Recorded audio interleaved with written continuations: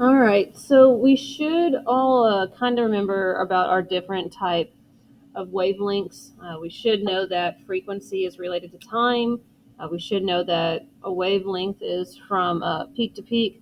These are all general things that we did before Christmas. So there's only one slightly new thing that we are going to add, and that is our calculation here.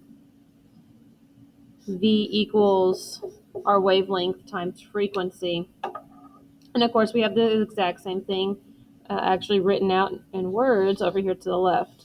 So velocity is equal to our wavelength times frequency. Our velocity is generally measured in meters per second. Our wavelength will generally be in meters, and our frequency will generally be measured in hertz. So those are the units that you will associate with these particular items. So here we're just going to be given simple calculations. What is velocity? You plug in the numbers that you're given.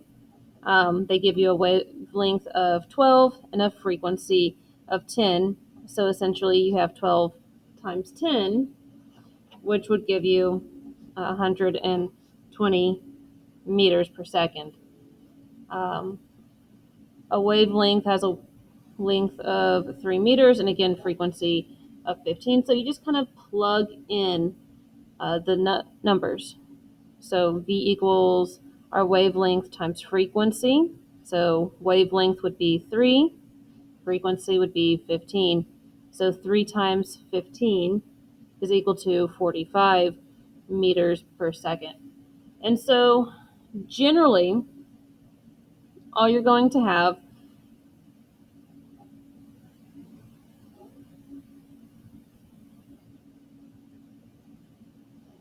let's go ahead and make a nice little pyramid.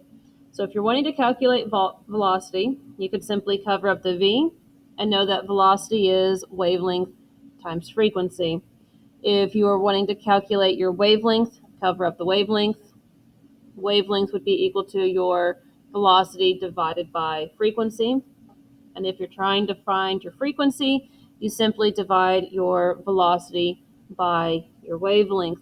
And so this is a really nifty algebraic triangle that you can kind of hold on to. And actually, I'm going to put a little star by it because it'd be really great to have written down. So let's go ahead and go over just a couple of items in case you kind of forgot them. Um, let's look at our transverse waves. These are what we saw with the electromagnetic spectrum. Again, your wavelength was from a peak to peak, so from here to here would be a wavelength. Even at the bottom, from here to here is a wavelength. Crest is at the top, a trough is at the bottom, and amplitude is from your x-axis to the peak. Most of the questions I saw from the Bill Nye video, your wavelength, regardless if it's at top or at bottom, they should be the exact same length. That should not change. So we also have longitudinal waves. We really didn't get in to these too much. Longitudinal waves are also called compressional waves, and these move from side to side. The particles will actually move, in a side-to-side manner. Transverse waves move more in an oscillating type manner, meaning that they go up and down. So the biggest thing for longitudinal or compressional waves is that they move side to side. And for transverse, they oscillate. And I'm not going to spell out oscillate for right now. We're just going to have an off to the side that they move up and down. Actually, let's go ahead and try. I'll probably butcher this word. They'll oscillate. And again, oscillate meaning that it will move up and down. So if we go ahead, all answers for the fill in the blank should be found up here. But let's go ahead and read through them. Wave motion that is parallel to wave direction describes which type of wave, a longitudinal or compressional or a transverse. And you should have longitudinal.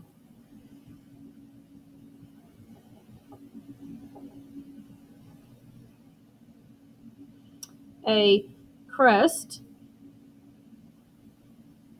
is the maximum upward displacement, meaning the top, right up here, in a transverse wave.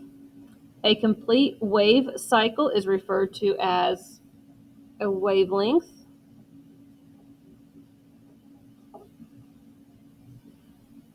Wave motion that is perpendicular to a wave describes, again, it's talking about wave motion. You're talking about a perpendicular movement, so that should kind of give you a hint that it's looking at an axis. And so that definitely means you're looking at a transverse wave. A blank or blank is the maximum displacement of a longitudinal wave. Again, we were talking about displacement. However, this time we're looking at longitudinal. So you're looking right about here. Compressions are when they're really, really close together. Rarefactions are when they are further apart. So whenever you have a longitudinal wave, areas of the maximum displacement are going to be known as compression. And I will go ahead and star that. That's a common misconception.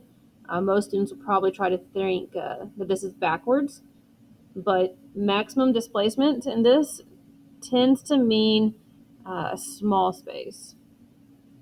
It's kind of strange how science tries to move this around, but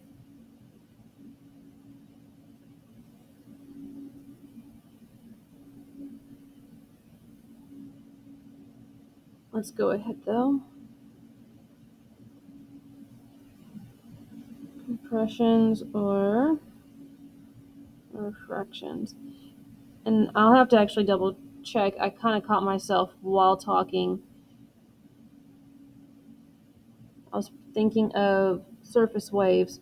So this is the smallest displacement. And this is the greatest displacement. Okay, sorry about that. So we'll actually have it written off here to the side so you can actually remember it. So compressions will be the smallest displacement, and greatest displacement will be the rarefactions. Sorry, earlier we were thinking of surface waves with earthquakes and stuff like that, but we'll get into that a little bit further on down the line after we're talking about these. So number 6, an ocean wave would be an example of transverse, because again, that's that up and down motion. The distance from one trough to another trough, again, just like from crest to crest, it would be considered a wavelength. And last but not least, the measurement of displacement is called the wave's. It's one of the total displacement, so that would be your amplitude. Okay, so this is just a really quick review, and I'll make sure to post this already completed with the assignment, because your assignment that you're going to be given looks something like this. And again, it gives you all the definitions. It even gives you right here your calculation. So, and here we go. Speed, also known as velocity, with wavelength times frequency. So the time from the beginning to end of a wave train, and in this case, it's just right here, wave trains are going to be 2 or more waves. And each situation is 1 second. So all of these are 1 second. So here we are, wave 1. What or how many waves are there in this particular train? So we would count 1, 2, 3, 4. Or we can count 1, 2, 3, 4. It should be the same.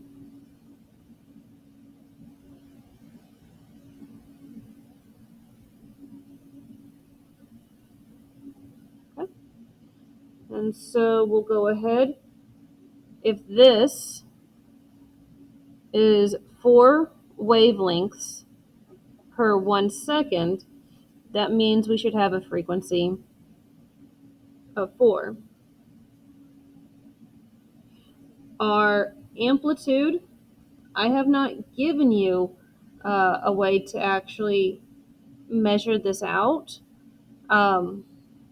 especially with a way for you to do this at home, because you should be able to take a ruler and kind of put it here and you would measure it in that sense. But I know that not everybody has a ruler at home. So for right now, I'm really just going to say don't worry about calculating the amplitude here. Just kind of worry about the wavelength, the frequency, and the speed. So if we have, right here, we have the frequency. We have a wavelength, and I'm going to go ahead and, again, we should probably have sent some rulers because not everybody has rulers at home. We probably should have sent some rulers with you guys. So wavelength in this case is 2.8. I'll make sure to kind of put some of these available on Google Classroom for you. But only worry about wavelength, frequency, and speed. So now that we have our wavelength and we have our frequency, we should be able to calculate our speed. So in this case, 2.8 times our frequency of 4. Let's go ahead. I actually have my calculator, putting it in right now. So we have 2.8 times 4, and that equals 11.2.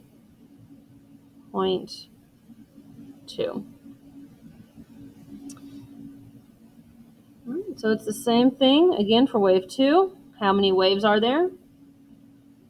So we're talking about wavelengths. So 1, 2, 3, 4, 5, 6, 7.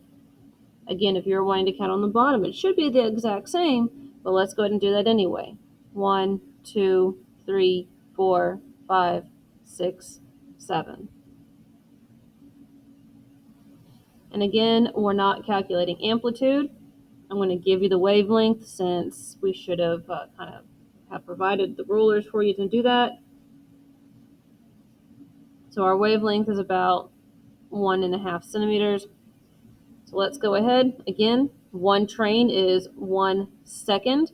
So 7 over 1 would be 7. So essentially for our speed here, we will have 1.5 times 7. So 7 times 1.5 should equal 10.5 centimeters per second. Okay, so that really means you just have these last few to finish off. Again, remember amplitude, you don't need to worry about. Wavelength, I'm going to go ahead and provide you with those.